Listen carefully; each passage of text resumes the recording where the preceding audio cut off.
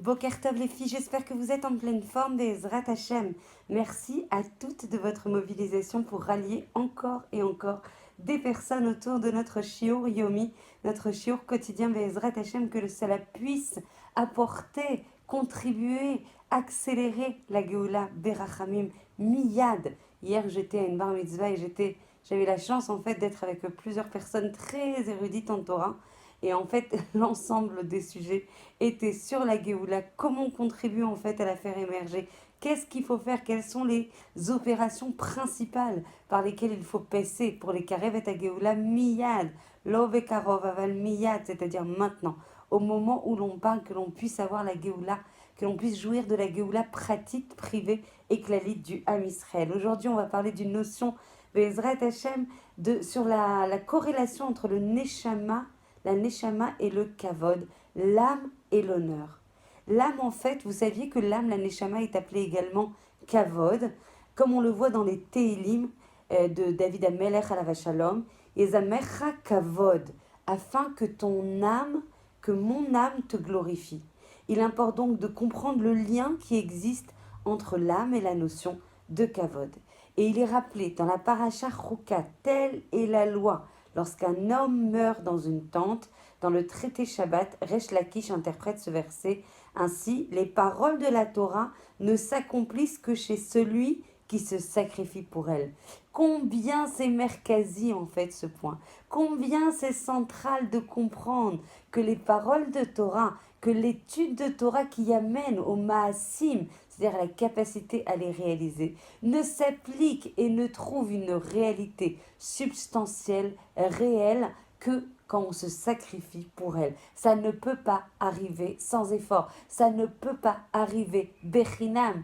Hachem, il a voulu les akot et Am Israël, et c'est pour ça il a voulu leur faire mériter. Donc on nous fait travailler du matin jusqu'au soir, de l'hiver jusqu'à l'été, de Simchat Torah jusqu'à l'autre Simchat Torah, Bezrat Hashem, qu'on ait le mérite de travailler, le mérite de se travailler, le mérite de se sacrifier pour la Torah, le mérite de se sacrifier pour l'honneur, Kedé leagdil Torah veleadira, c'est-à-dire pour faire grandir la Torah et glorifier le nom d'Akadosh Baruch Hu.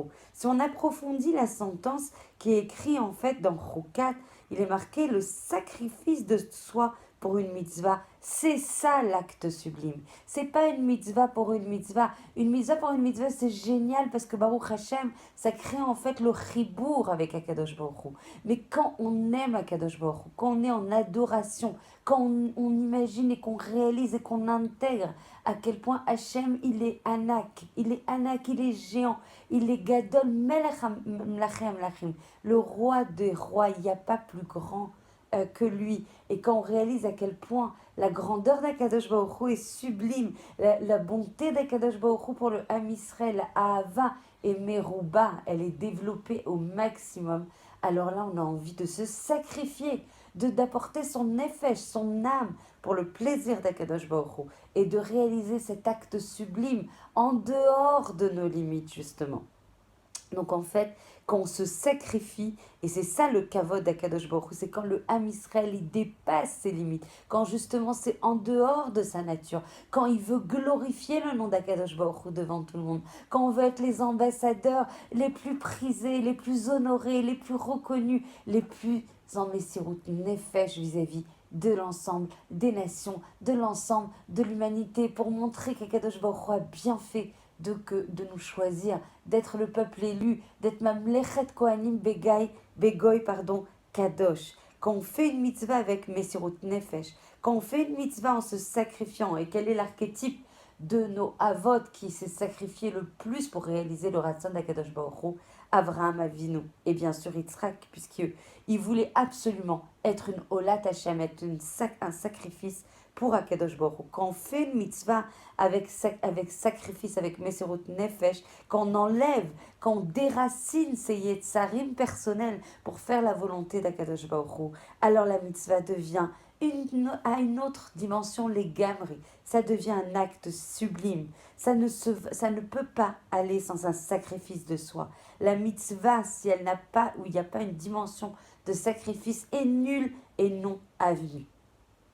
Dans la paracha de Bo, qui est rapportée en fait dans le Sefer Shemot, il est écrit viens chez Pharaon.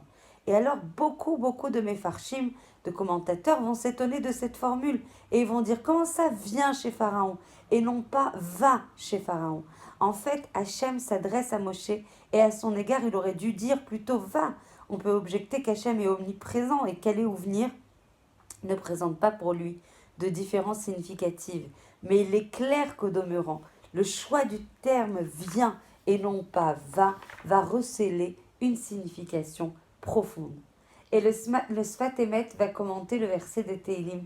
C'est toi qui as fondé les lois, les Mesharim. Tu as fait le droit, Hachem. Tu as fait la justice dans Yaakov.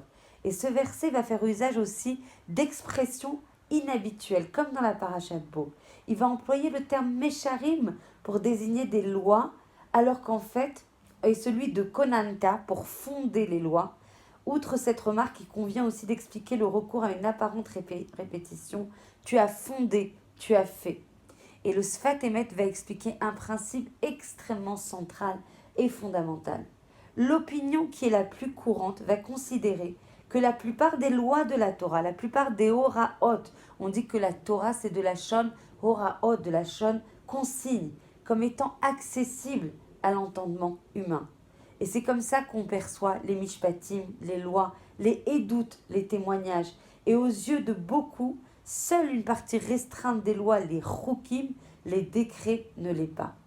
Et la Torah elle-même semble suggérer cette idée lorsqu'elle énonce à propos de la vache rousse, Zot Rukat Torah. Ça, c'est le décret de la Torah. C'est-à-dire que ce sont des choses qu'on ne va pas comprendre, qui vont être imposées par la Torah.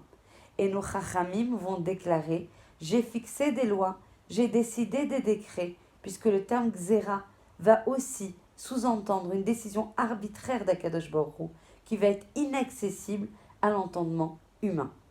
Et tout ça, tout ce qu'on vient de dire est rapporté dans cette paracha et dans les Teilim, va nous faire comprendre quelque chose qui est essentiel. Même si ça va vous paraît vraiment une étymologie un petit peu compliquée entre les mishpatim, entre les mesharim, entre les édoutes, c'est très important de comprendre que cette opinion courante doit être rectifiée. En fait, c'est l'ensemble de la Torah. Que l'on comprenne ou que l'on ne comprenne pas. Que ça nous paraisse une décision arbitraire d'Akadosh Baruch Hu, ou que ce soit quelque chose qui nous soit accessible. L'ensemble, l'intégralité, l'entièreté de la Torah, dans tous ses aspects, est de l'ordre d'Akadosh Baruch Hu. Et en fait, quoi qu'on étudie, comme on le disait hier, c'est quelque chose qui nous paraît extrêmement loin. C'est quelque chose de loin, même si ça nous paraît compréhensible, c'est quelque chose de très très loin de notre entendement. Dans l'absolu, nul esprit humain ne peut comprendre parfaitement, de manière mouchlemet, les lois divines de la Torah. En fait, Hachem nous a accordé la chorma, Hachem nous a accordé la perception des choses qui vont nous permettre de comprendre et d'intégrer un tant soit peu la Torah. Mais cette forme d'intelligence dont Hachem nous a gratifié nous offre un accès absolument relatif à la Torah. C'est ainsi que s'entend le verset des Teilim, tu as fondé des lois afin que le droit et la justice soient à Yaakov, c'est-à-dire soient accessibles à Yaakov. Et à cet égard, le thème Konanta pour fonder fait allusion à une planification, à un programme pour introduire tout doucement dans l'esprit humain la capacité de saisir une Torah d'Akadosh Baruch Hu.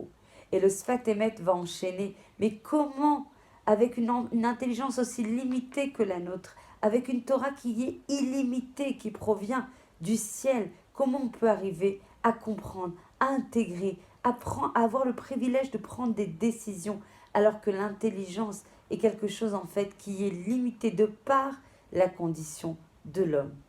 Accéder à la Torah, étudier la Torah, appliquer la Torah, ça va être un amal de tous les instants.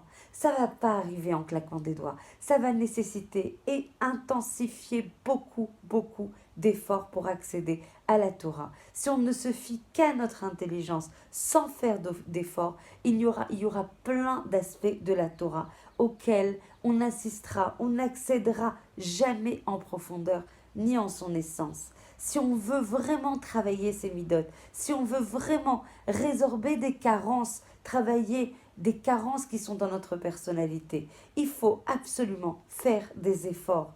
L'intellect, la chorma intellectuelle, n'est qu'un outil strictement secondaire pour acquérir la Torah. En fait, l'outil principal pour se réparer, pour faire sa avodat Hashem, pour faire progresser la Géoula, pour être un Kéli le plus mouchlam possible, pour recevoir cette Géoula, miyad berachamim, c'est d'abord se sacrifier pour la Torah. C'est d'abord se sacrifier pour Akadosh Baruch Hu, se sacrifier pour l'étude de la Torah, même si on n'a pas de temps, même si on considère en fait qu'on sait déjà beaucoup de choses.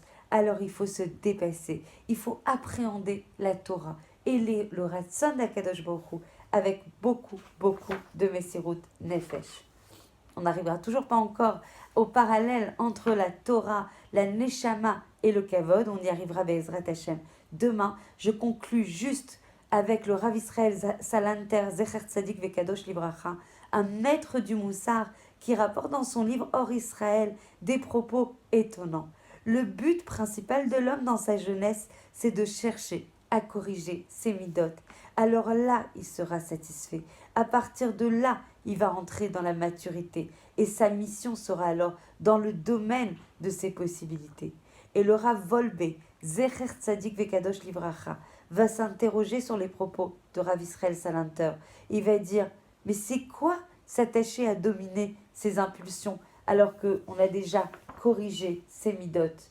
En fait, c'est exactement ce qu'on va travailler Bezrat Hashem. C'était une petite akdama, une petite introduction. On travaillera en fait sur l'éveil du kavod, c'est-à-dire sur l'éveil de la neshama. Et ça veut dire qu'on va travailler au-delà des midot. Comment on va travailler en fait sur la capacité à canaliser ces impulsions dans le bon sens, dans la dvekout, dans le fait d'être collé avec Akadosh Baruch Hu, dans le fait de se sacrifier par amour vis-à-vis d'Akadosh Baruch Hu. Je vous embrasse très fort. Merci à toutes les nouvelles qui se sont, Baruch Hashem, mobilisées depuis hier. Bezrat Hashem, qu'on ait le mérite encore et encore de diffuser la Torah, de rapprocher les enfants d'Akadosh Baruch Hu. Il n'y a pas un zérout plus grand. Suzy, kol hakavod pour cette initiative, que tu sois béni, toi et ta famille et toutes les autres qui se sont rajoutées à cette initiative de diffusion, de partage de la Torah pour amener la Géoula miyad berachamim. Je vous embrasse très fort et je vous souhaite une très belle journée.